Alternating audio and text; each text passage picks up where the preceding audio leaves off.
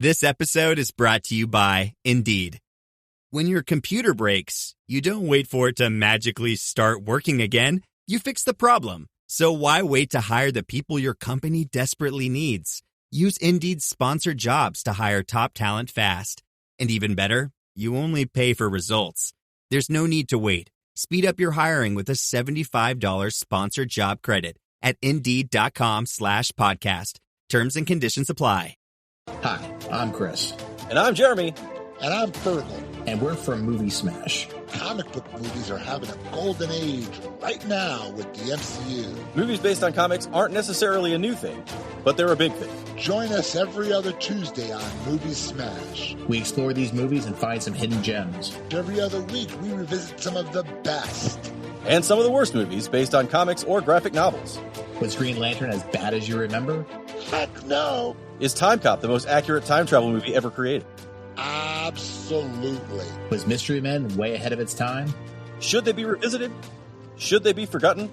Join us on Movie Smash and find out. Listen wherever you find your fine podcasts.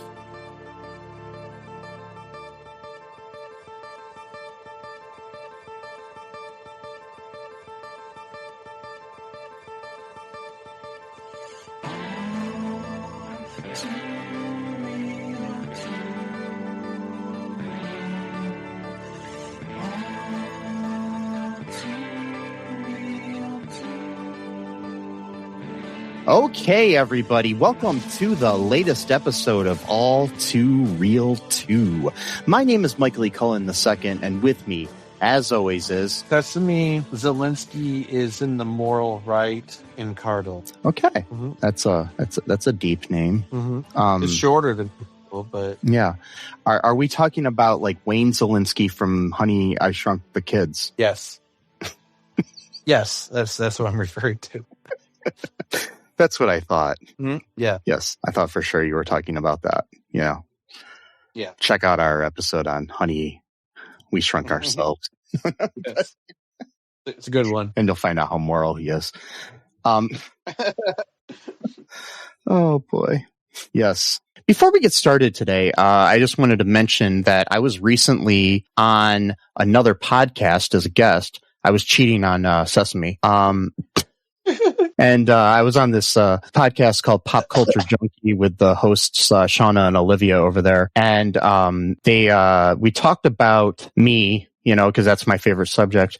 And then we also joking. We also talked about the 1983 TV miniseries V, which if you haven't seen, I highly recommend. It holds up. It's scary how well it holds up today, and is very emblematic of things that are going on in our current society. Yeah, recommend watching that. But if you want to, I'm going to have a link in the show notes. But you go to popculturejunkie.com and you can find their podcast there. It's a good show. They do a lot of similar stuff to what we do. It's like two best friends talking about pop culture stuff, very similar to what we're doing. So yeah, it's pretty cool. Yeah, I recommend checking it out, and that episode especially. So today on the show, we are looking back to a 1990s film from 1998 entitled The Faculty. It's a science fiction suspense horror type dealy. Elio, yeah. Dealio, yes. Very 90s, very late 90s. So yeah. So this film was directed by Robert Rodriguez, who most people should know from a lot of the things he's done, like the El Mariachi films, the Spy Kids films, part of the Grindhouse thing, you know. He's a really good director. I recommend, if you're into film at all, reading his book, Rebel Without a Crew. Mm-hmm. It's a great book. It's one of my favorite books I've ever read, talking about how he made El Mariachi, and, you know, for like next to nothing. It was like $27,000 or something. In the late 80s, early 90s, whenever that was made. This film was written, the story was by David Wetcher and Bruce Kimmel, with a screenplay by Kevin Williamson, the creator of Dawson's Creek and the Scream franchise. You can tell the influence of Kevin Williamson's dialogue and stuff in this if you've ever watched Dawson's Creek or Scream. So, and the film stars a pre-Fast and Furious Jordana Brewster, Clay Duvall, Laura Harris, Josh Hartnett, Sean Hatazzi, Selma Hayek, who's a Robert Rodriguez regular, from Dusk Till Dawn and other things. Famke Janssen, pre-X-Men. Piper Laurie, people might know from Carrie, among other things. Christopher McDonald, people may know from Happy Gilmore. Bebe Neuwirth, who people may know from Cheers. Robert Patrick, who people may know from Terminator 2 and The Peacemaker, among other things. The singer Usher Raymond, aka Usher. A pre-Daily Show Jon Stewart. Daniel Von Bargen. A pre-Lord of the Rings Elijah Wood. Now we've got Jen Abrahams and Summer Phoenix. Summer Phoenix is Joaquin's sister. They are the Fuck You Boy and Girl. Yes. And Susan Willis as Mrs. Brummel. That's pretty much most of the cast there. Yeah. So the log line on Internet Movie Database, the short synopsis here is, when Casey Connor, Harrington High School's newspaper photographer, witnesses the murder of a nurse and sees her alive again, he decides to investigate the bizarre happenings. That is quite possibly the worst log line I've ever read. I know. Doesn't even really tell you what the movie's about. No, not really. So yeah. Anyways, what are your initial thoughts here on the movie? It took me back. When I first saw it, around 98 or so, I may have seen it maybe a year after it came out. At that point, Jon Stewart actually was to host the Daily Show, but he just started. Yeah. So I remember seeing him like, oh yeah, is that guy from the Daily Show? I think that's him, so I kind of had like a reverse effect on that, when it came to Jon Stewart. And, he pretty much just plays the kind of same character in every movie he's been in. He's not a great actor. It's hard to say. He's a great host. Great commentary. Oh yeah. And should be our next president, but that's just me. Anyway, so but like actual acting, I'm never really been that much of a fan, but that's, whatever, that's fine. And I liked it a lot. It took me back. I was like maybe 15, 16 when I first saw it. Yeah. Again, like a year after it came out, I rented it from the movie store, Blockbuster or whatever. Watched it, probably on like a Friday or Saturday night.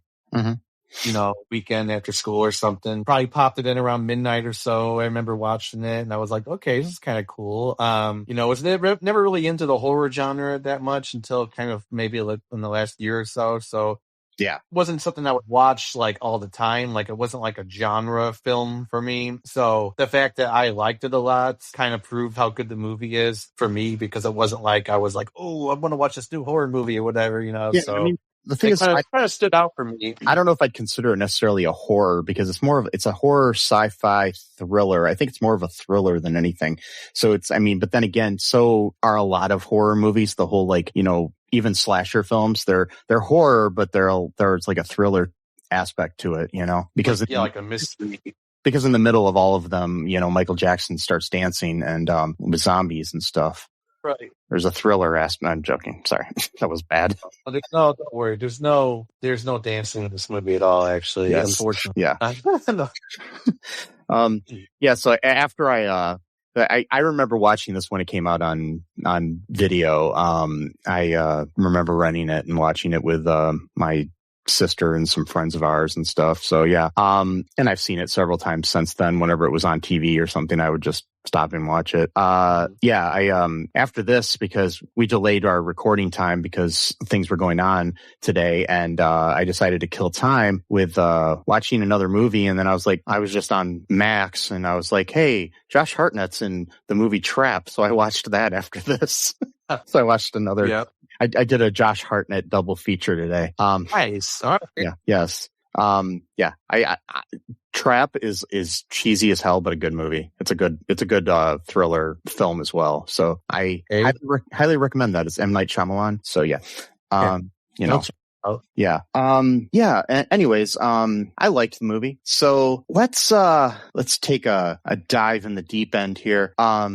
Of no pun intended. Well, intended. So what this film is about here. And by the way, I'd also like to off the bat mention the fact that this movie has at least 4 people that are involved in sexual harassment charges. So 4? Okay, wait a minute.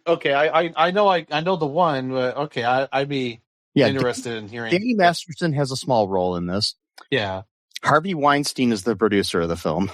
Oh, right. Okay, yeah. Usher is in the movie. He's got some things going on. And then Harry Knowles, the creator of Ain't It Cool News, who was good friends with Robert Rodriguez at the time, and they lived in the same town where this was filmed down in Texas. He's just letting you know what's up with Harry Knowles. I don't know if you're ever familiar with Ain't It Cool News. It was like this like movie review site that was like huge in the, I guess in the early days of the internet and on into the like 2010s or something. Anyways, it was kind of like really cool. I liked it a lot. I used to be one of the first pages I would go to on the internet to read about movies and stuff. And but anyways, on September 23rd of 2017, it was reported and circulated in IndieWire and circulated in other national media that Knowles had allegedly sexually assaulted a woman named Jasmine Baker on 2 occasions in 1999 and 2000 at the Alamo Draft House events in Austin. Yeah, that's where they're from, Austin. Furthermore, Baker stated that while Draft House co-founders Tim and Carrie League were horrified to learn of the incident, they didn't know what to do and suggested that she just avoid Knowles, who denied the accusations. Anyways, that's the tip of it. So yeah, basically, he ended up, he took a leave of absence, from Ain't It Cool News. And then, he had posted an apology 3 years later or 2.5 years later on the site. And I don't know what the latest is on that. So yeah, but yeah, we've got, at least, 2 people who are convicted of things and 2 people who had accusations. So yeah. Oh, there you go. Very late 90s. Very, very late 90s. Yes.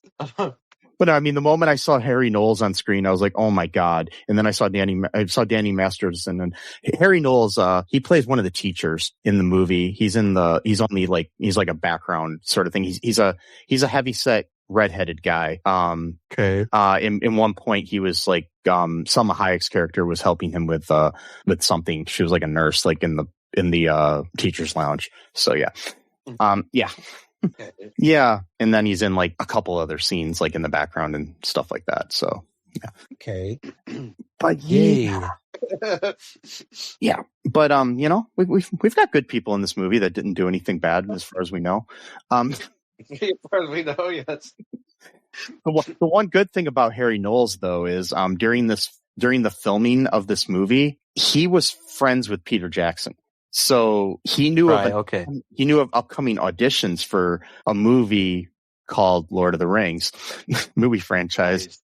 And he talked to Elijah Wood on set and he says, you should audition for it. So we wouldn't have Frodo if it wasn't for the faculty. Oh, that's the faculty to Frodo pipeline. Mm-hmm. That's how it always works out, Yeah. The one time it worked out. The one time, the one pipeline. It always works that way. The one time it works that way. Yes. Another little bit of information is back in January they announced that there's going to be a remake of this movie. Really? Okay, interesting. Yeah.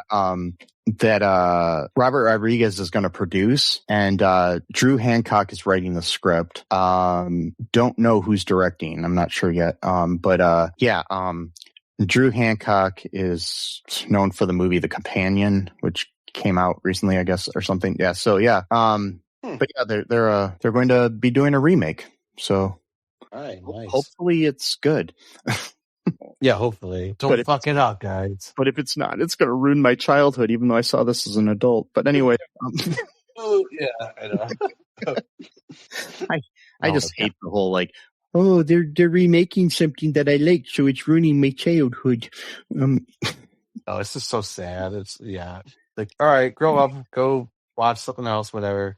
You're fine. You're gonna live. You'll live. Yeah, just because there's a black stormtrooper doesn't mean that Star Wars isn't still a good movie. Anyway, so anyway, yeah. So back to this movie. What goes down in the fictional Ohio town that this takes place in? Right.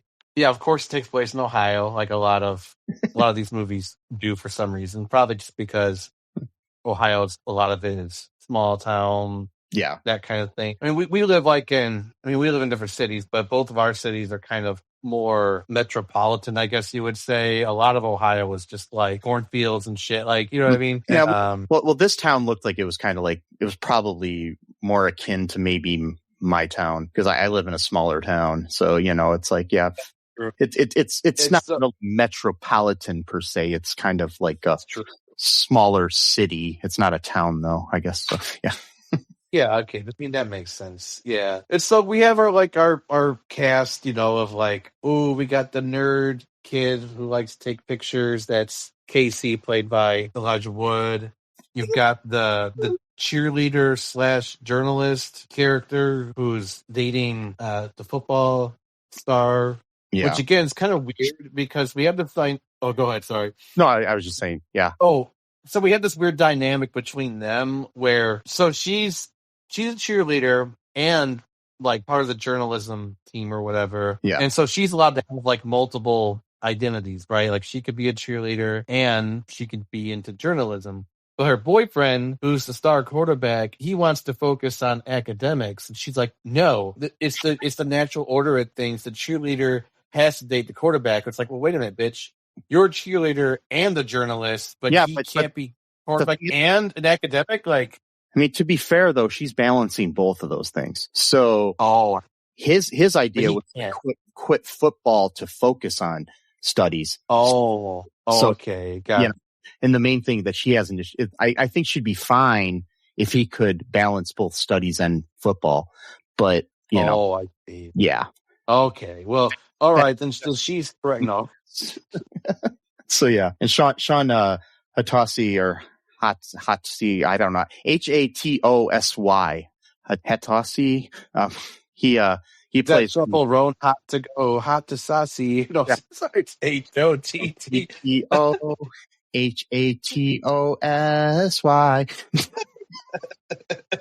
Hatosy. No.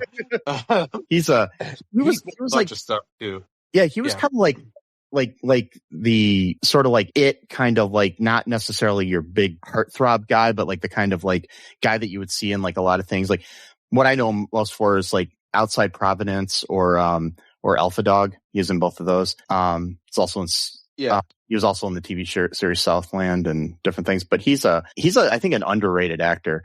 If you've never seen Outside Providence, I recommend that highly too. It's a good movie. Yeah. I think he was also in season 1 of Fear the Walking Dead, but sometimes I get my actors mixed up. But I think it is him, but we can look it up later and see if it actually is. Yes, it was him. Oh, it is? Okay, cool. Good. Finally got it right. Yeah. But he played like a soldier. I'm on his Wikipedia page. Yeah. Okay. Yeah. So, yeah. So we got him, and he's kind of like the character trope where he's like the popular guy who like doesn't really want to be popular, so he's not like super arrogant about it type of character like you get in some movies here and there where the jock isn't really like a jock, he's just like a normal dude type of thing. So he's kind of that character motif or trope or whatever. I mean, if you look at the main characters in this movie, a lot of them kind of mimic the Breakfast Club. Yeah, no, exactly. Yeah, they do. It's weird though because like they get much like the Breakfast Club where they're forced into the same room together. They are in this for a very different reason, but they're all forced to be with each other for like basically the entire day and the next day. It's like the Breakfast Club meets Invasion of the Body Snatchers or something, you know? So it's like, really. I mean, that's like exactly what it would be. I mean, you wanted to mesh those two movies together. And so we got those guys. We get, you know, the Hollywood's bad boy, I guess you could call it, at the late 90s, early 2000s. Josh Hartnett. I mean, Josh half haircut. I mean, Josh Hartnett. What was with his hair? It looked like he left the barber before they finished his haircut. Like, what the fuck? So at the time, there was a big deal about his hairstyle in both this movie, Halloween H2O, which is another decent movie. What it was is he was playing teenagers, and he had this in his head as an acting thing. He's like, I'm a kid who would cut his own hair. Okay. Cut his own hair. Oh my God. And he said, I'm not going to have like fancy Hollywood hair. I'm going to be a normal kid. So that's what he did that for. There's reason behind it. So yeah. That's okay. I mean, there it is. I mean, that's, yeah. So he looked kind of fucking weird. He's like the bad boy character who sells drugs and a bunch of other wares outside of the trunk of his car. It's really cool. Souped up, I don't know, really nice car. I'm not a car guy, but like really nice muscle car. Muscle car of some sort, yeah. Oh, yeah, something like that. And he sells drugs, a bunch of other shit. He's main thing is he puts these like powder in like inside of pens, and like you're supposed to snort it, and it's supposed to like get you really high or whatever. Yeah. So that's one of his main things. He also sells like just a bunch of other random shit. He's got a thing for one of his teachers. He's always like trying to hit on her or flirt with her and shit. You've got the quote unquote lesbian character who's not actually a lesbian, but the actress herself is a lesbian. Yes. So that's kind of a mind fuck. So she plays a character who everyone thinks is a lesbian.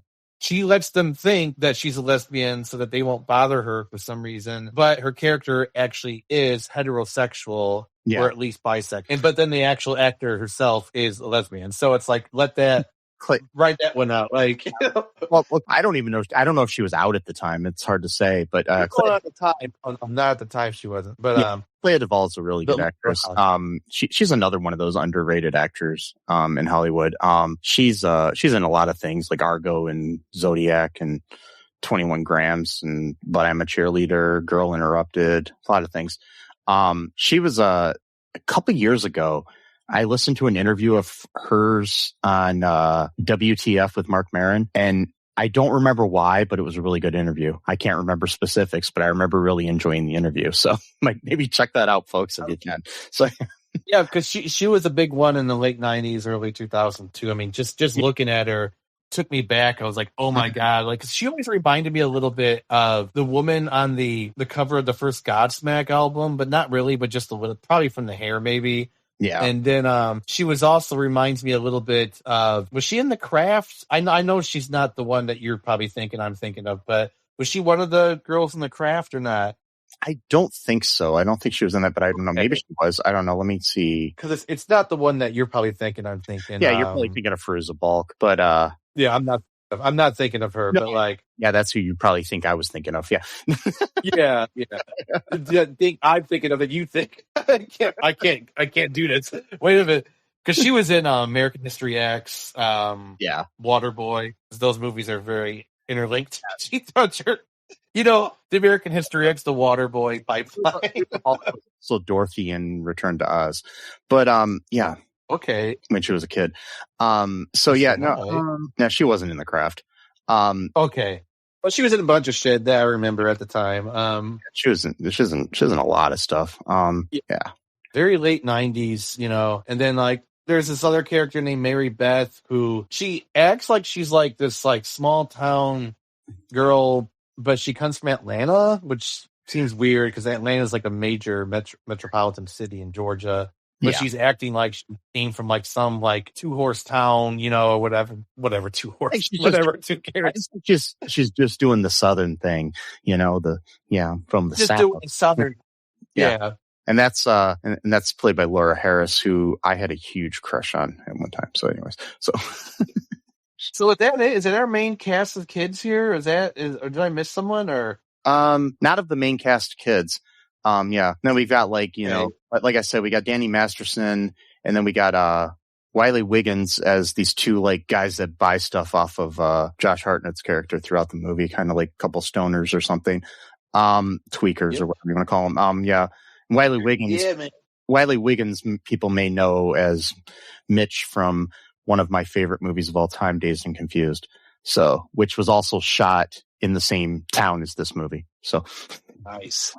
Yeah, he's also in some other Richard Linklater films, like with Alex Jones and stuff. So anyway, yeah, it's a weird. That's a weird one. Like, yeah, I'm in a movie with Alex Jones. Wait, what?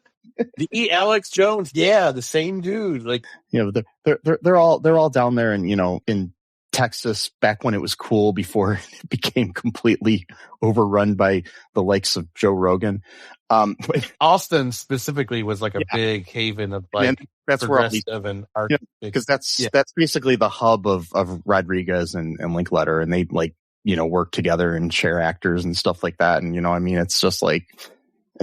Yeah, that's right. If I could be in any film community in any period of time, it would probably be Austin in the like 90s, so just to be totally. I mean, yeah, you got so many people there, and this is before Alex Jones went completely crazy too, where he was at least pretending to be like someone who was like normal, just like so, I mean, I guess well, I don't know about normal, but like not like completely insane, like a fun conspiracy, like because for a while, like conspiracy theories were kind of cool, like Bigfoot, UFOs, like it wasn't like super dangerous, like it was like you had to stretch your sense of like reality of like accepting ridiculous premises, like whether or not Bigfoot exists, which I think might, but whatever. That's the point. I think that if Alex Jones at the time saw The Faculty, he probably thought it was a documentary.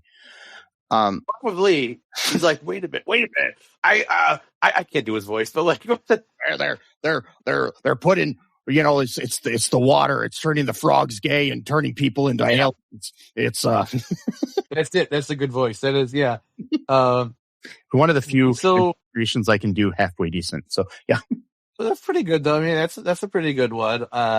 So yeah, he was in that movie where he was like had like a bullhorn and he was like driving his car around or something like that. But anyway, that was a cool speech. Yeah. Anyway, sorry, we're kind of getting off track. Anyways, The Faculty. So what goes down in Faculty Town? So that's a good one. Faculty Town. I like that. It's a town of just faculty. It's like you go there like at school to learn how to be teachers, and it's Faculty Town. And there's no you just go there. There's no students. No, you just go, like, you have, like, cardboard cutouts of students, and you, like, go in the front of their classroom. They'll play, like, simulations, like, kids throwing paper airplanes at you and, like, talking during class. And you're like, shut up, and go to the principal's office or whatever, It's called Faculty Town. It's a real thing. No. And it really happens in Ohio. And then, it's actually a weird idea. Faculty, we should write that down. Faculty Town. Where they're burning just down go there. Faculty Town.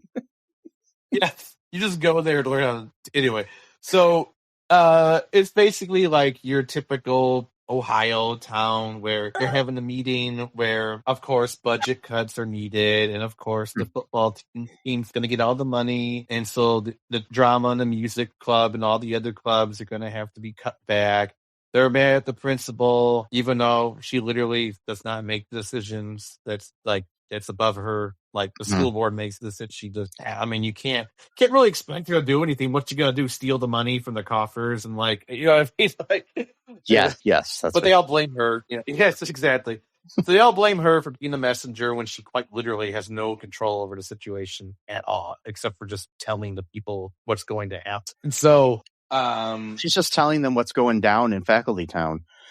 Going down to Faculty Town. I did miss there was one scene before that where the football coach is just going absolute berserk because they didn't have a good practice session, I guess. And he's like flipping all the benches around, all the Gatorade tubs, getting all, and then someone's walking behind him as he's like cleaning up because like he's cleaning up his own mess. So I guess that's nice. Yeah. And he's like, this better be important or I'm going to kick your ass or whatever. And then you're like, what are you? Or who are you or whatever? And then like, that's the end of that. So then dun, dun, dun. We after this, dun, dun, dun. So after this like disappointing meeting where she basically just told all the people like, we're not only giving you guys more money, we're taking money away from your clubs to give to the football team. So be happy about that. Hey, so I got an observation. Okay. So you know how there's like rich people are basically like, the adult equivalent of the football team. And, like the drama club and stuff is kind of like the adult equivalent of like the poor people that need healthcare and stuff. So basically, the way our government is run is kind of similar to this, right? Yeah, I mean, Elon Musk is like the school board who's making the decisions. And the teacher is, I don't know, some public servant, I guess. I don't know. Oh God! Even the name. If you think about these, public servant is in the name. Yeah. Like we just say these words sometimes, and we don't really think. Like, wait a minute, these people are literally called servants. Like, Yes. we just say it, and we're like, we don't even think about. Oh, the connotations. That's kind of weird to call them servants. That's okay. And so, I mean, that's what she forgets. Yeah. Go ahead. Sorry. Yeah, go ahead. You're good. No, I was just say that's why it's so funny when people want to run governments like businesses, because it's not a business. They got to realize that, because businesses are run where there is a hierarchy, but the thing is, we don't vote for that hierarchy. It's just people that are appointed to those positions, whereas opposed to in the government, we have elected these people and they were working for us. Anyways, so back to the faculty. Back to the faculty town. What's going on in the faculty? The principal forgets her keys right after she tells the head of the English drama department, like, hey, maybe if we got some of the old, some of the stuff from like the set of the old play, maybe we can. So she said, the drama teacher said, the kids are set on doing Guys and Dolls this year, and says, well, maybe we can if you just use the set from our town from last year, So right. So she's trying to be nice, to try to figure out some way to make her happy. So she's not like a bad character in this at all. She's just in a position where she can't really do anything but just tell people the bad news. And so, which is great. That's what they always want. Like, oh, you go and tell the people the bad news that we're creating, and they'll hate you, even though we're the ones causing all the problems. But go ahead. Yay. And then so she's like, oh shit, I forgot my keys to her car, I guess. So then she goes inside. You see, she hears something, and you see like a little door kind of like moving someone, like someone had just kind of passed through, and then it's like, oh no, it's the coach, and he's acting really weird and like kind of flirting with her, and she's kind of like, hey, this is kind of weird, maybe don't do that. Sexual harassment. So there you go. And then I thought it would have been Harry Knowles, but no, I'm trying. No, not Harry Knowles. There's actually lots of, it's late 90s, so there's a lot of this sort of like the guys being way too close to the women, where they're like, hey, back up a little bit. That's not, not cool, dude. So he's like harassing her. What's that? I said, need some personal space here. Literal personal space, because he's like way up in their business. Like, hey, back the fuck off, coach, whatever your name is. And so he's like, no, bitch. And then he does something. Then she stabs him, I think. And then like he just gets up, like he's totally fine, doesn't hurt him at all. So she's like, what the fuck is this? So she's running around the school.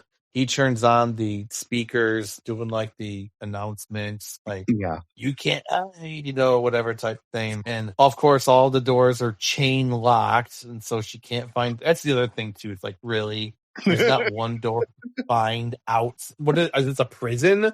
I mean, maybe, they're kind of going into that, like, they're playing Pink Floyd, another brick in the wall, type of thing. So she's like, let me out, because the woman, the drama teacher's there, and she's like, I can't do it. Get the keys. Like, that's what she was there in the first place to find. But since she lost them after she scratched the dude in his cheek with her keys. And so it's like she finally gets out, and you're like, oh God, a sigh of relief. She got out. But oh no, the drama teacher's got the pair of scissors, and then she stabs her. And she's like, I always wanted to do that. I'm like, what? She just murdered the principal, bro. What the hell's going on here? Is she also now infected by whatever is going on with the coach? What's happening? Oh no. Next morning, nobody even notices that the principal's not there. Like, no one thinks it's strange that she's just not there. Like, you're just like, oh yeah, she just doesn't come into work and doesn't tell anyone for no reason.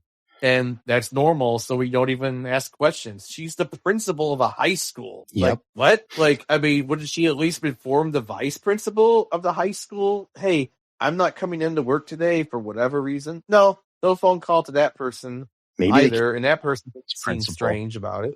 What's that? So maybe they can't afford a vice principal, so. It's true. Maybe she's just but still, you still think it'd be odd that she wouldn't tell anyone. And it's like, oh no, some of the teachers were acting kind of weird. What's happening here?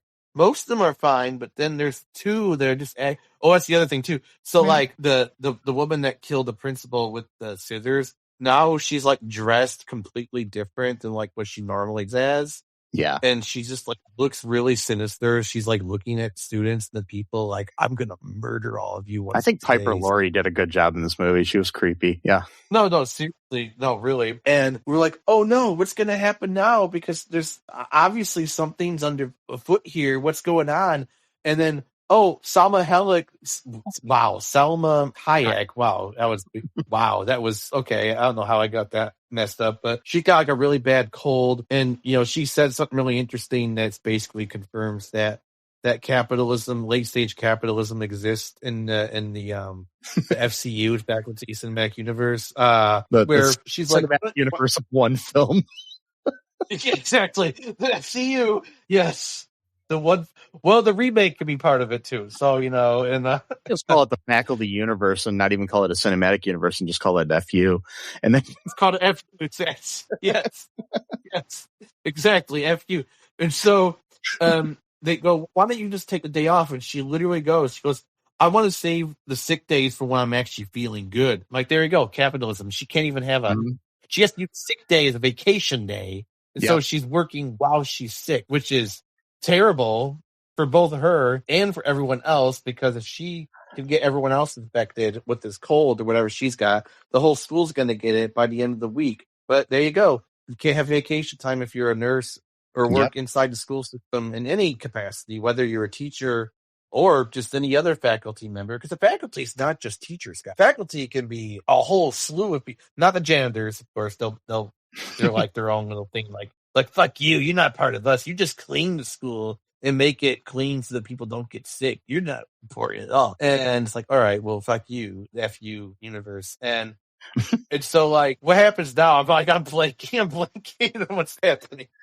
So, anyways, after all that goes down, we've got the students, have arrived at the school and stuff the next morning after the original thing, and we had the whole stuff with the teachers, but we meet our core people. So basically that morning though, Casey, he finds a strange creature on the football field, and then he takes it to his science teacher, Mr. Furlong. By the way, his character was named after Eddie Furlong from Terminator 2. That's awesome. Which, Robert Patrick was in. But anyways, who is in this movie? Yep. Mr. Furlong, played by Jon Stewart. He believes it's a new species of cephalopod specific parasite called a mesozoan. Yeah. I'm just reading this. I have no idea what I'm talking about. So they find that, and it's doing weird shit. Like when you get it wet, it starts to like come alive and do weird shit. And then he puts it into an aquarium that they have there, and it like separates and everything. And there's like all these like tentacles coming out of it, like these little like veins almost looking tentacles. Then later we have Delilah. She's like, the newspaper chick who's basically got Casey as her like, peon photographer that works with her. Yeah. And so they're trying to find some, like scoop out a story, and they go into the teacher's lounge to find a story. And while they're in there, the door starts opening, and then they witness Coach Willis and Miss Olson forcing the parasite into the nurse's ear through the thing. Oh, God. And when they're in a closet while this happened, they're hiding in a closet, and they witness this. And while they're in the closet too, before this, I forgot, there was a scene in the boys' locker room. Oh yeah, that's where Casey is in there, and then and Stan, who's the jock, the jock wannabe scholar guy. So he's in there taking a shower, Stan is, and Miss Brummel, this old lady teacher there, comes into the shower, and she's like starting to take off her clothes and shit, and this like creepy scene, and then like her hair falls off and all this other stuff. I mean, So, they go to the principal and stuff and try to figure out what's going on. And, the teachers are like basically saying, hey, she's just got cancer and stuff like that. Yeah. The cancer where half your face falls off when someone touches it. What? The cancer where hair falls out in the Stan's hand when he's just that kind. Yes. I mean, I'm sure there are some things that'll do that, but it sounds more like leprosy or something to me. But if you touch someone's skin that just literally just melts off from someone's touch, it's a little bit different and a little bit more severe problem. So while they're in the closet, though, later on, and when they're snooping in the teachers' lounge, her body's in there. Miss Brummel's body falls on him in a creepy way, and they get caught basically, and so they run home. I mean, well, basically she leaves Casey there. Delilah just like runs off on her own, and you. Yeah, it is the FU universe. So her name is Delilah Prophet too. I think that's kind of interesting. I don't know why some of the names are interesting to me, but they might not mean anything.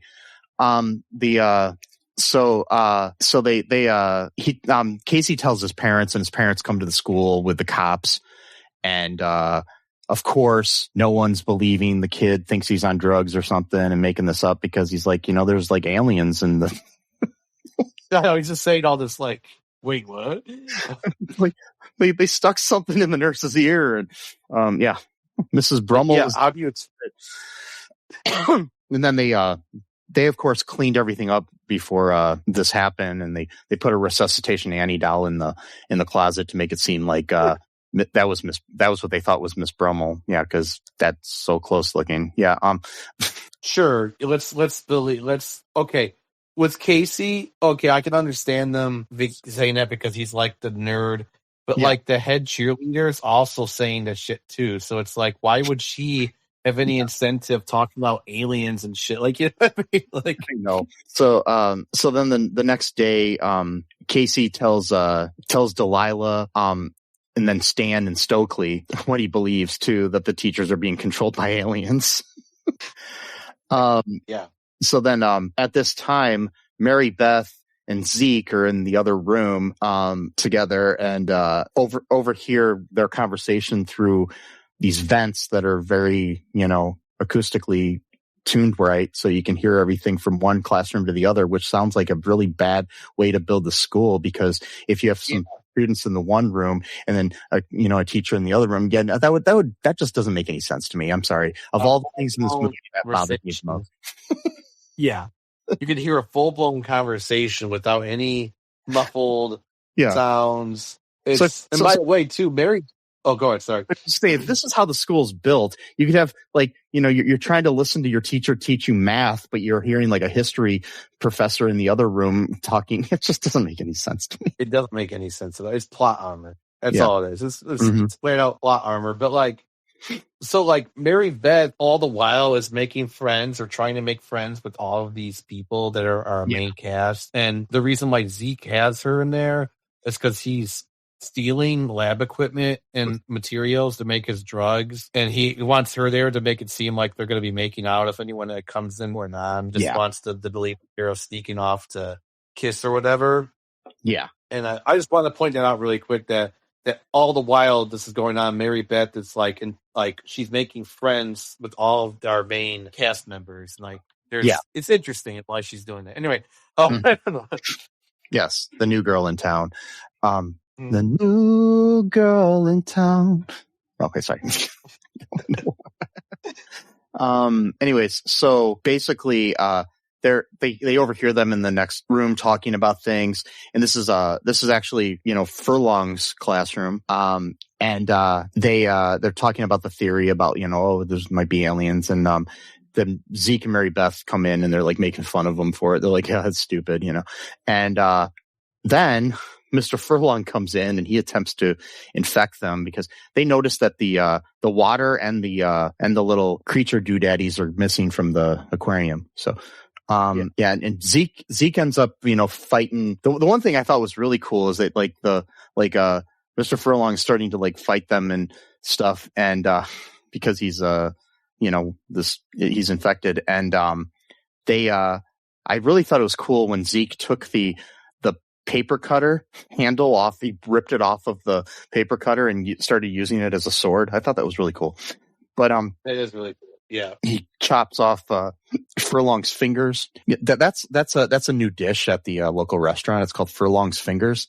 They're they're like chicken fingers, but they're not. They're just Mr. Furlong fingers. Yeah, you can get them fried, and then come with nice little dipping sides and stuff. It's good.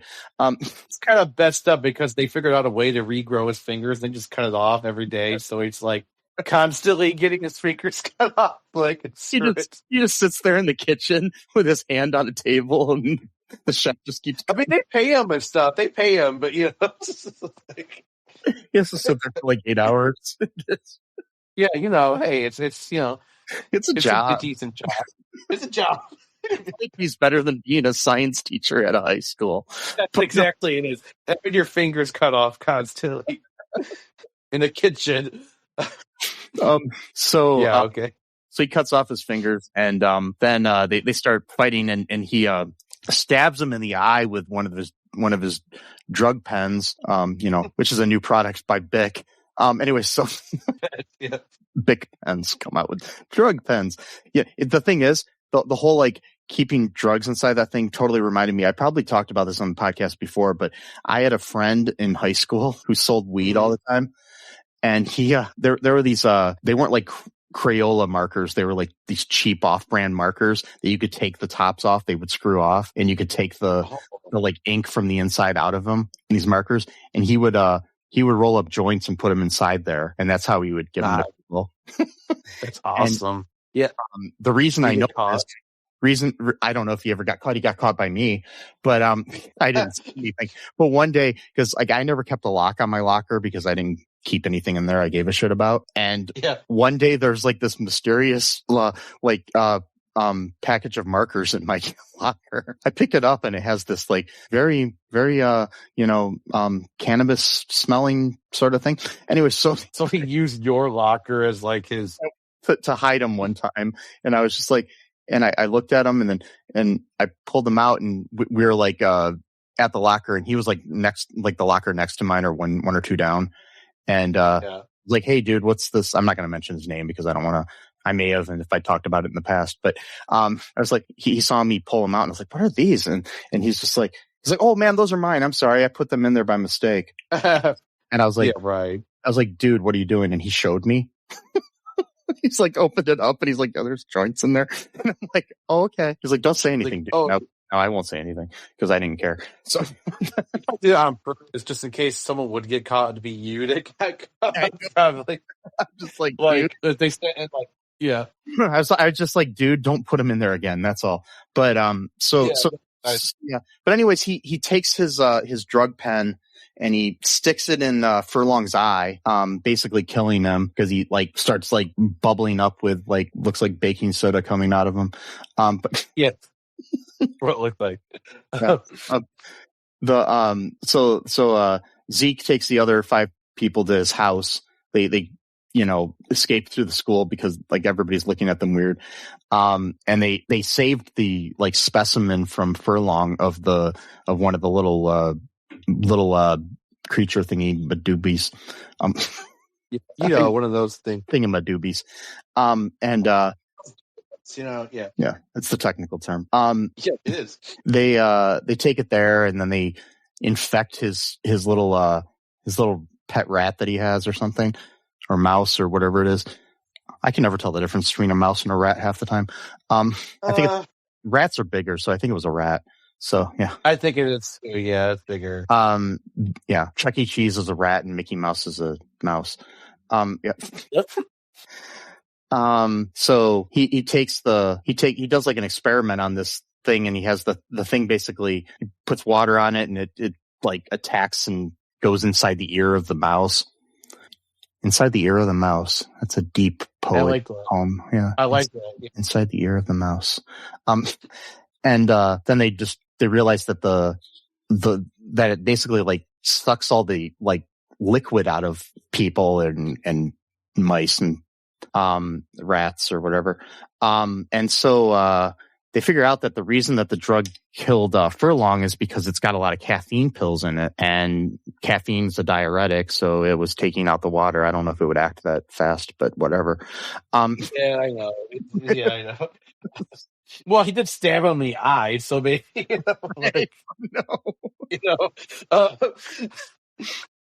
So now they devised this this idea that these this stuff dehydrates the users, and they end up making everybody take the drug to sniff it up their nose to prove that they aren't aliens. Your typical thing of you gotta take it, bro. And I was hanging out with some friends in high school once, and just randomly they said, "Hey, you got to snort this so you can prove you're not an alien." It's just a normal thing we all go through. It's like it's like a puberty you got to go through. Yeah. Yes.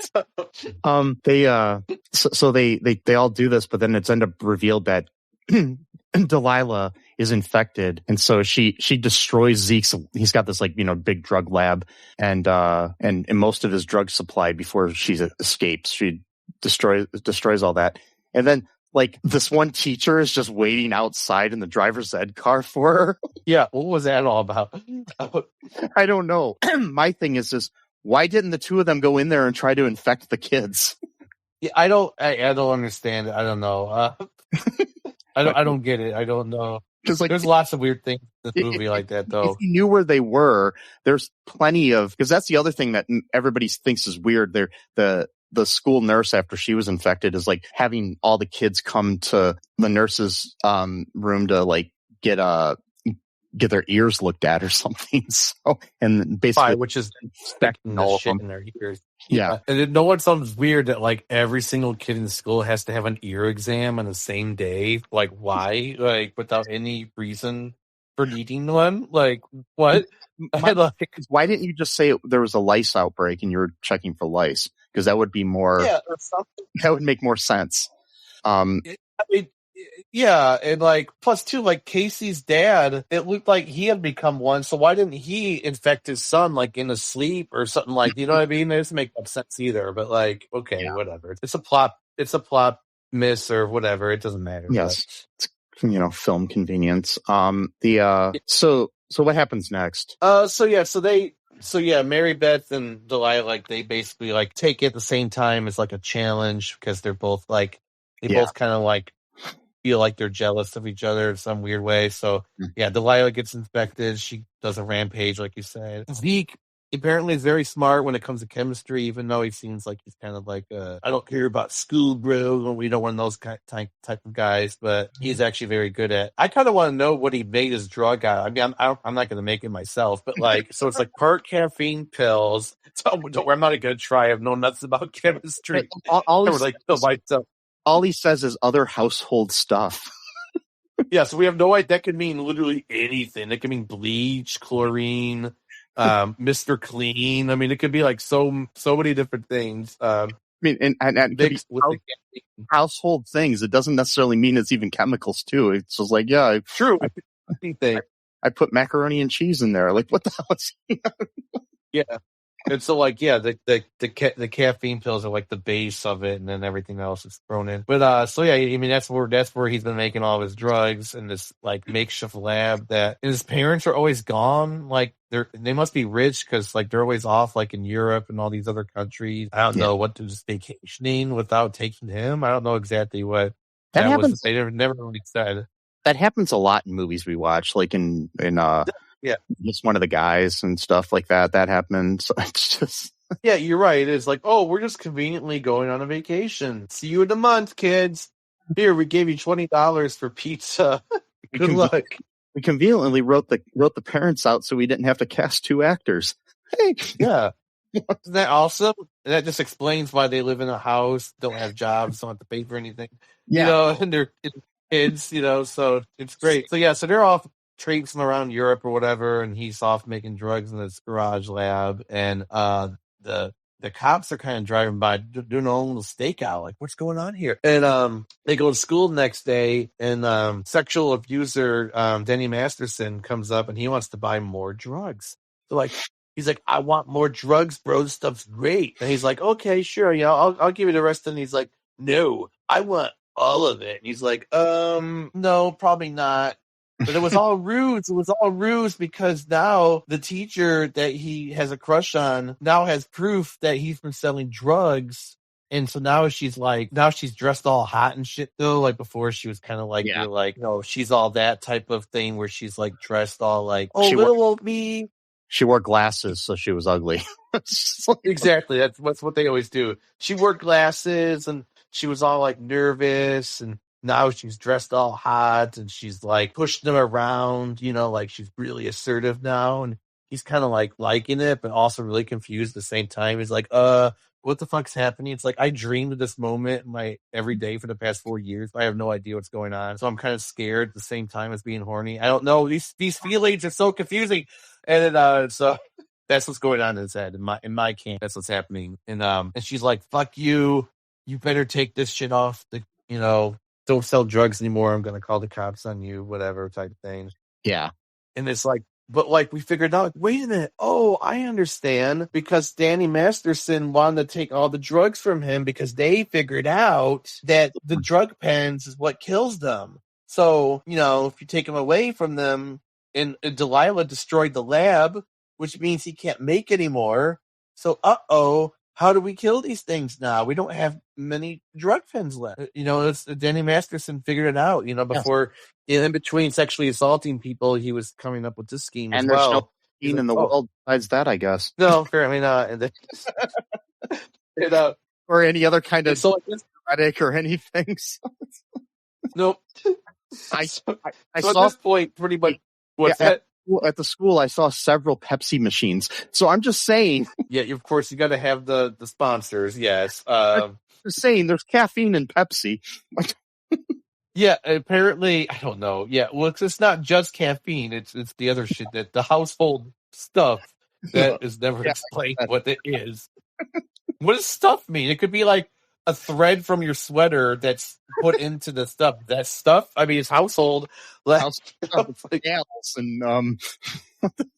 it could be like a piece of sand that came off your shoes, but it's in your house, so it's technically stuff, right? So you just put a little sand, a little piece of sand inside your maybe it's nose. What's that? Yeah, maybe it's his parents. Yeah. Whoa, it's how? Yeah, maybe he put his parents inside the truck. He ground up. You have to. That's so creepy.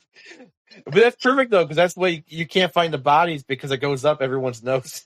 So like, how can you catch the killer? There's like 100 people have bits of his parents in their nose.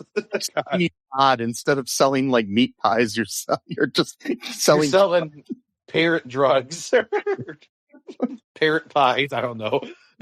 Oh my god! So at this point, everybody in the town's pretty much infected. Except one point, they had like a barricade, so like no one could even leave the town, even if they wanted to, So they're like, shit. Well, we got to go back to school because like even if we run away, like it's gonna catch up to us. I mean, they already infected the entire town in like 2 days. So before long, it's gonna infect like the entire country. So we can't really run away, so we're just gonna have to face it. Yes. And so they go back to school with like their 2 drug pens. It's like an ideology, basically. It starts small and then eventually it infects the whole country. Anyway, so yeah, or the world at that. Yeah, exactly. It totally.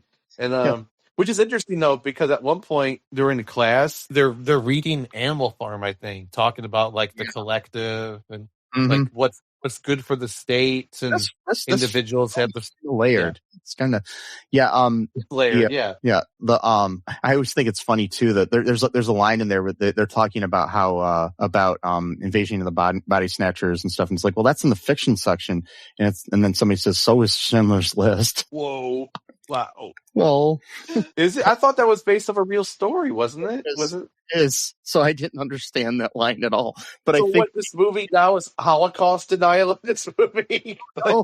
Or maybe it is the books in the fiction department because it's a fictionalized of, like, I don't know, historical fiction or something. Maybe I don't know, but but there still, that's kind of there was a real Oscar Schindler, so I don't know what they were talking about. So I'd say, so now the movie's Holocaust denialism, so we got that mixed in with it. Like, yeah, so is Schindler's List, the so-called Holocaust. They're like, oh, so we're doing that now in this movie. We're into the Holocaust. Yeah, it's like 6 billion people got infected by this parasite. Just saying. It's not like they died or anything. It's like, oh my god. So now we got Elijah Wood playing the Holocaust denialist inside this high school in Ohio. The faculty town's got some brown shirts that are brown, and sorry. Yeah. Anyways. Anyway, so sorry. So Holocaust denialist is freaky. It's bad. Anyway, so they got like 3 drug pens left, and they're like they have to use it wisely. Find the queen.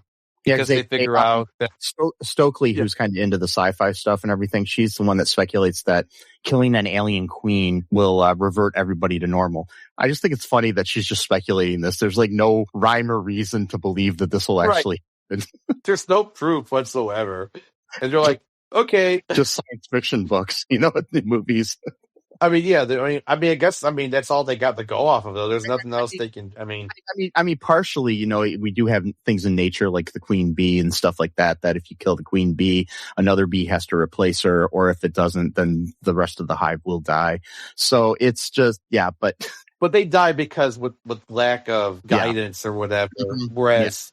With her, they're kind of like you remember those old video games? Like whenever you would beat the boss, all of his henchmen would just die along with him. Yeah, it's kind of like Final Fight, or like the Borg in Star Trek. Like there's the Queen Borg who basically controls all of the Borg because it's kind of like a queen bee sort of situation. But I think if you killed her, everybody would come back to normal. So it's very similar. So. Yeah. I mean, it makes sense because she probably watched Star Trek as well. And so they're trying to find the queen. Each one gets picked off one by one, gets infected. Stan, he ends up getting affected because he wants to go see what's going on in the football field, and it's raining, and they're all soaking up the rain, because at first they're all under the impression that the queen has to be Principal Drake because she's in charge. So, which is such a weird. I could sort of understand the logic, but it's still kind of weird that because she's in charge in normal life, that this therefore must mean she's the queen of this. But they couldn't have think about it for a second though. If you're a parasite who's trying to take over this area, wouldn't you want to go underground? Why would you choose the person who's the leader of the school to be the leader of this team? and not that she's old, but she's closer to middle aged. And you think that if you want to be somebody that lives longer, you would take over a younger body. I'm not trying to say anything here, but yeah. No, I'm not trying to say anything either. I mean, it's just very interesting that, you said that. But anyway, so Stan, he comes back and they try to make him take the drug, but he pours it out because he knows he can't take it. So they're like, no, Stan's infected now too. Shit. And so they're running around the school, and then, they're talking. They all meet up in the gymnasium. By the way, the gymnasium has all these flyers moving around that look kind of like the veins that are that come out from the people that are infected or whatever. Yeah, if you look again, there's all these banners and flyers and shit hanging from the ceiling, from maybe a dance or something, and it looks kind of similar to the veins or something, or yeah, it's like streamers. You might call them. I think that's what they might be called. Mm-hmm. And they're kind of waving around, in a gymnasium. Good catch. And so, so what's that? Yeah, it's interesting. It is. I mean, I didn't come up with it. I watched the video about it, but and they mentioned it was these spoilers. The YouTube channel, he had a video about the faculty, and that was one of the things he mentioned was the streamers and whatever. Yeah, so I'm not going to take credit, but it wasn't my idea. But they all kind of leave, and it's just Stokely and Mary Beth, and then suddenly Mary Beth starts saying well, I mean, he seemed kind of peaceful, didn't he? And maybe it's not so bad to live like that. And so I mean, wouldn't you want to like, not be afraid. And so like Stokely's ears start perking up. She like understands that Mary Beth is actually the queen, but she punches her right in the face right before she can do anything about it. Yeah. And so it's like, oh shit, Mary Beth is the queen. What? No. She was so nice, and she, came from Atlanta, Georgia, and acted like she came from like a 2-horse town, but now it makes sense because she doesn't know anything about anything, so she just like, oh yeah, I come from Atlanta, but I don't really know anything about Atlanta, so I'm just gonna say it, but I'm acting like I come from like. It's like I was gonna say the dialogue there though too, like how it's like, wouldn't it be nice to like, it's basically like cult like talk, like, isn't it nice to all belong and all feel safe and everybody loves you sort of thing, it's like the love bombing sort of thing almost. It is a little bit. What makes me sad though about this is that I think there's a part of Mary Beth's character that she intentionally like chose these people because like I think she actually kind of wanted them to be her friends, sort of like in a weird twisted way. Like she wasn't like trying to like abuse them. Like she just thought that like, because from what I understand is like when you're infected, you're not completely taken over. You are it feels like there's still a part of you in in your body.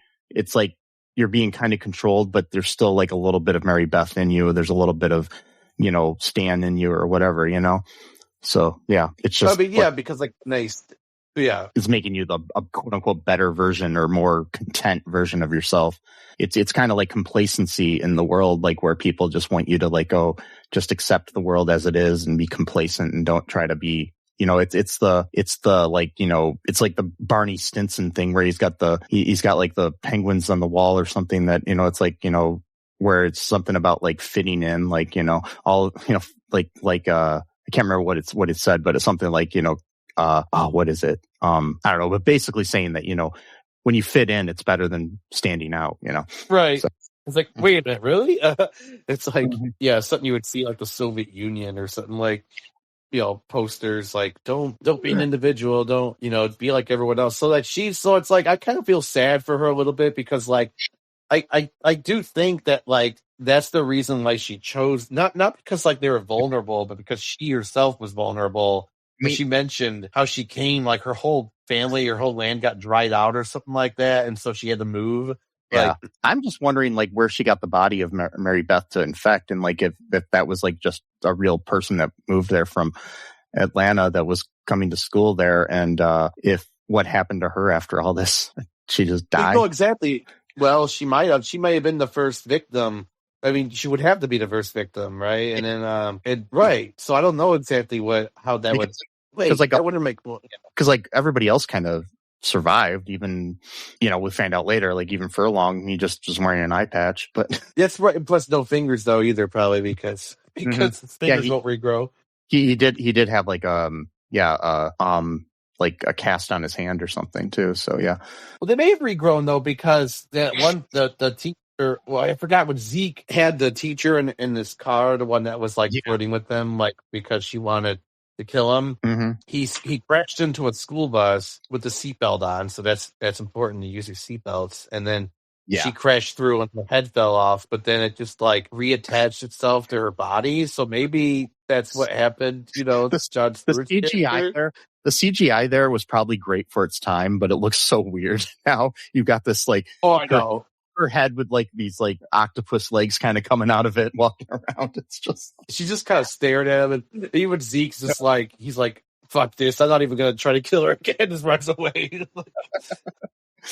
What would you do if you see a head with tentacles just walking around? I wouldn't want to get near the head because who knows? The tentacles could come, reach out, and grab me or whatever. So he just runs away. He's like, I'm not dealing with this shit again. But I don't know because now I'm starting to think too about the Mary Beth of why her. Maybe because she was the queen. That like maybe. If she died, she just died for real, but everyone else didn't die. Maybe or I mean, I don't really know. Yeah, it's hard to say. Exactly. I don't know if they really thought that through maybe and they just ended it that way. But I do kind of feel bad. I know it's this weird to like feel bad for like an alien villain in the movie, but like I don't like Alien where they actually were killing people. It's like I do think that like she really wanted them to be her friends, like not as a joke or like, I mean, like genuinely wanted her, because like she was saying like how she felt like an outsider too, and that's the reason why she chose them, because she didn't want to choose the popular people because she would connect with them, you know what I mean, or anything like that. So it's like, it kind of has like a tragic element to the story where it's like, in her mind, she didn't really think she was doing anything evil. Like she thought she was actually doing something that would actually like help people, like her, like help her obviously, but then help everyone else around her, so that she could like basically have these people be her friend. But at the same time, it's kind of like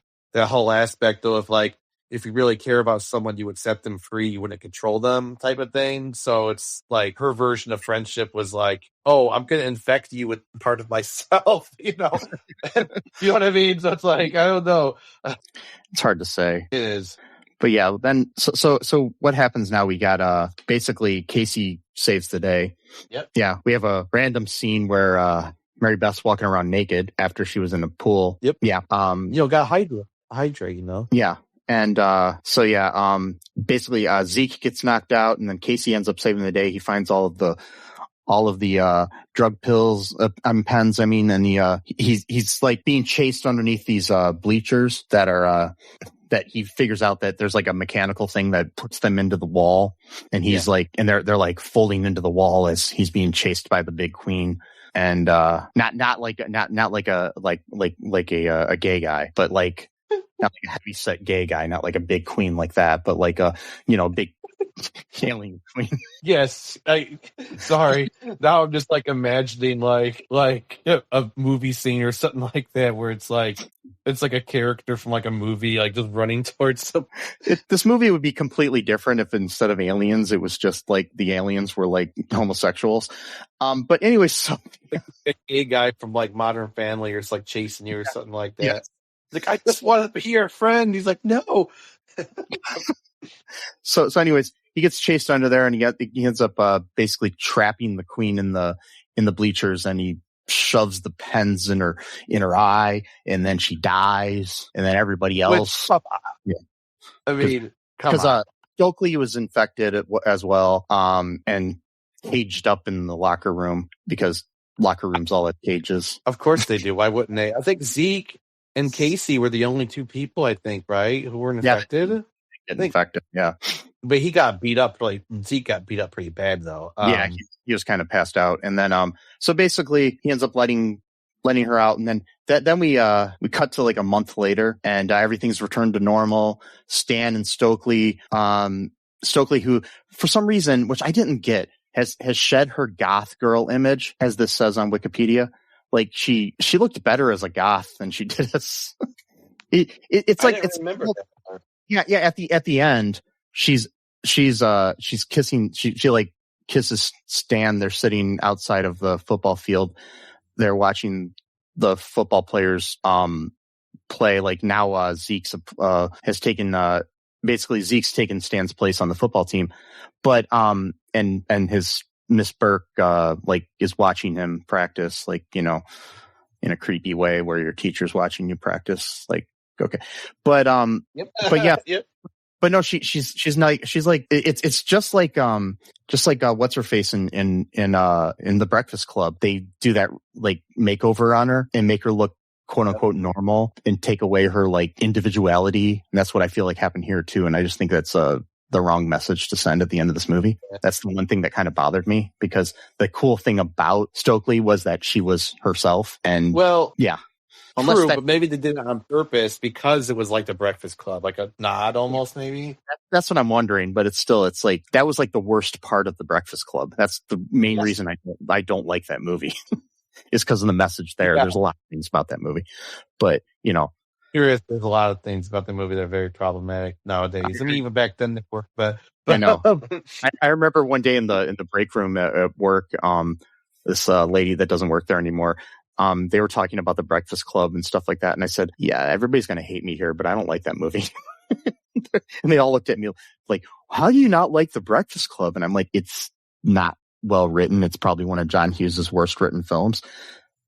They're like, "What?" I mean, like. You got the main character. 16 Candles is horrible too, but yeah. Anyways, oh god, worse when it comes to the problematic shit. Yeah. Yeah. Totally. I mean, yeah, that could have just been a nod, but yeah, it is like the wrong message. I don't like the message where people aren't allowed to be who they are. You know, it's just like if you're changing fully because that's who you always wanted to be or who you want to be at that point in your life, that's fine. But if you're doing it just to like fit in or to be accepted, and I don't know if that's what she was going for, maybe that's who she really wanted to be, and that's fine. But they didn't really give you that indication anywhere in the movie that she wanted to change her looks. So in a month's time. I mean, it's not in a month. It's not that long of a time to change everything about yourself. Well, in high school, it is. Yeah, I guess. Yeah. When you're in high school, like every day seems like a year. So then, anyways, then we Delilah is no longer like a bitch to Casey, and now they're like a couple now too. So and Casey's considered a local hero, which is another thing that I think sends another message that's kind of weird. So it took Casey becoming a local hero, aka kind of like the quarterback on a football team, for her to actually care about him. Right. So yeah. So it's another bad message. So she's still superficial is what Stan called her earlier, and she insulted him like, "Oh, that's 4 syllables. That's really smart of you." Like, okay, bitch, shut the fuck up. Like, you know, like, really? Do you have to be like that? Come on. Yeah, it's But anyways, that's where we end. You know, we see that everybody's back to normal. We don't know anything about Mary Beth though. That's the only thing. So yeah. That's the thing. It makes me sad about like, who is she? How come she can't live or become back to herself or whatever, you know? Or maybe in the remake we'll find out. maybe some of these actors will play like fit roles, like as teachers. Maybe like Josh Hartnett might be the chemistry teacher. That would be kind of cool. Or like, you know, it'd be interesting. I bet there will be at least one if they remake it. They'll definitely put in the obligatory cameo of one of them as a teacher. You know, somebody, you know, who knows, you know, maybe Elijah Wood. That'd be kind of cool as a journalism teacher, maybe, or like Elijah Wood, or what, or the chemistry teacher, or whatever, or the science teacher, or whatever it was. You know, Elijah Wood, if he could, you know. I mean, if he could fit in, Mr. You know, big shot here, you know, he's a really good actor though. He's very versatile. Yes. He was in that TV show called Wilfred for a while. That was an interesting show. That was. Obviously, you know, the Lord of the Rings movies, but it was also in a bunch of cool shit, really. He's a really good actor, you know. Young, that was a good one with Mel Gibson. That was one of his first roles. Back to the Future 2, I think that was his first role, actually, was Back to the Future 2. That was pretty good. What was I going to say? Speaking of problem. Very, when he was very young, he was in the Forever Your Girl video for Paula Abdul, directed by David Fincher. Okay. Yeah, that's interesting. So it's just interesting. David Fincher directed, because he was a music video director before he became like a big time, probably my favorite filmmaker that's alive. So anyways, because that's pretty cool. Because I will tell you there are few films that I consider perfect. And one of them is Zodiac. Oh, that's a good one. Yeah, it's really good. Yeah, Zodiac is a perfect film. I mean, there's the thing is with a perfect film, there can be flaws in it and things that are not factual or whatever. But the way that movie is made, it's perfect in every way. I've watched that movie probably it's in my top 3, I think, of all time films. I've watched that movie probably about 20 times, and it's a long movie. So yeah, it's very long. It's scary, very suspenseful. It's like a thriller, like you say. It's got great actors. I mean, Robert Downey Jr. is in it, I think, at one point during the first half. And he's like the first guy. Jake Gyllenhaal. Yeah, it's a good movie. So check it out, folks. If you have that is Zodiac. It's a very, very good movie, yeah. But I was going to say something, too, about the problematic shit. I just remembered talking about the movies and stuff. Josh Hartnett, maybe we could review this sometime. Josh Hartnett was in a movie called 40 Days and 40 Nights. Where I remember that movie. He's basically not going to have sex for 40 days because his brother's a priest. And he kind of gives him the idea of like basically fasting from sex. Yeah. And so there's a scene in there where he gets, raped by a woman. There's no other way to say it. I mean, she like ties him down and forces him to have sex. And like they're making it into a joke. They're like, "That boy, you like that shit, don't you?" I'm like, "No, she's raping him." Like, who cares? A guy always wants it, right? No. Yeah, that's the way it is in movies, unfortunately. I mean, there's something similar, in my opinion, in Wonder Woman 1984. But yeah, we'll get to that movie someday. Yeah. Yeah. Anyways, any other thoughts on the Faculty? No. Faculty Town is closing down for now. Faculty Town is closing down. Yep. Yeah. So basically, folks, just wanted to tell you that I hope you enjoyed this episode. You know, be sure to follow us wherever you're listening to this, whatever app you're listening to us, follow us, follow us on social media. Check out all2real2.com to find all the links to that shiznit. And, wow.